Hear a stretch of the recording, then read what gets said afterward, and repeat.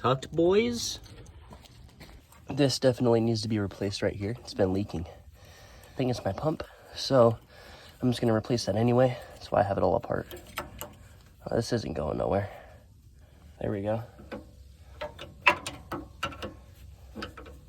And I'll also be replacing this high pressure hose right here too, along with the whole rack and pinion. And I'll show the lower oil pan later. It's a little leaky, so I'm gonna be replacing that as well. There we go. Couldn't siphon it all out, but this should get a good amount of it out. Good parts. Here's the bad parts.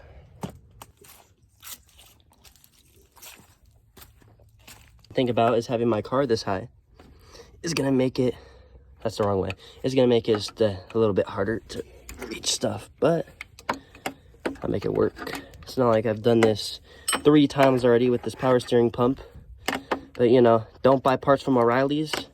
They manufacture them or remanufacture them horribly, and that's what I heard from a friend of mine who is a mechanic. And for those of you who don't know how to do a power steering pump, this is a kind of a tutorial on all the power steering stuff. So it's really not that hard. It's just a bunch of bolts and then this stupid Zeflon ring. I had to reinstall a few of them because they sucked to put on, but then I finally got it. So no leaks from the pump, just faultiness. That off. So just got to get that hose off and we can take off the pump. 8 mil to get this little bracket holding the hose off. And yes, I will probably be getting a new hose too because this one doesn't look too good. I didn't even take that bracket off, just loosen it, but that works. Now the pump's ready to come out. Yeah, there's the pump. It doesn't take long at all. It's pretty easy. I'm not sure why this wasn't working, but you know, that's why I'm redoing the whole entire power steering, because I know everything's a little wacky. So recently replaced the water pump, because that needed to get done too. I guess all the pulleys on the S197 suck, but just gonna clean everything up and see how it runs after. Just gotta connect this or disconnect it. I'm gonna get new tie rods too, because why not? And there's some bolts there that are pretty big.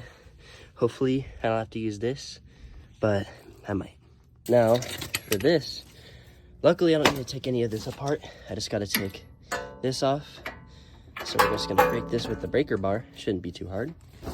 Yeah, it wasn't really that tight, but just like the other side, I kind of just hand loosened it. It's really not that difficult. That bolt off, literally just gonna hit it with the hammer. Hitting it with the hammer, it's out. Yeah, boy. Is where my leak is. Yeah, it's just fresh oil. So we're gonna be disconnecting the steering shaft, and that's gonna be right here. And yes, I have it marked. I kind of just scratched it up a little bit right here, so I will know where to put it. Gently drop it in there, and I don't think it's gonna be too easy trying to get the steering shaft off, but we'll see. Push it back as much as we can. And I have a seatbelt around the steering wheel so it won't move. Yeah, this is gonna be fun. Oh, actually, we can grab a wrench and pry it out now. We're just gonna pop it out.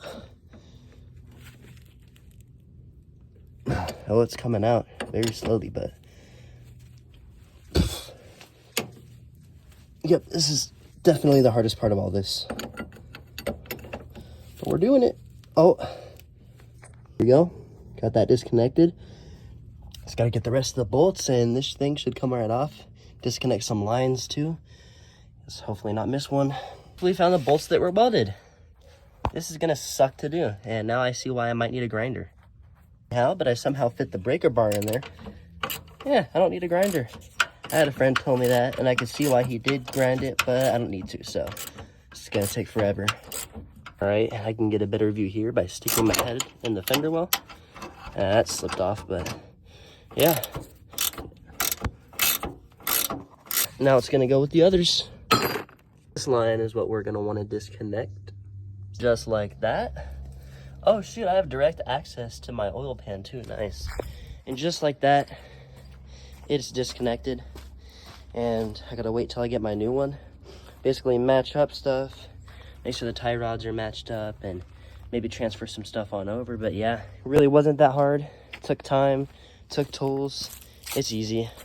I mean, I'm no mechanic. I've worked on a lot of stuff on my car, but you know, if I could do it, I'm sure you can too.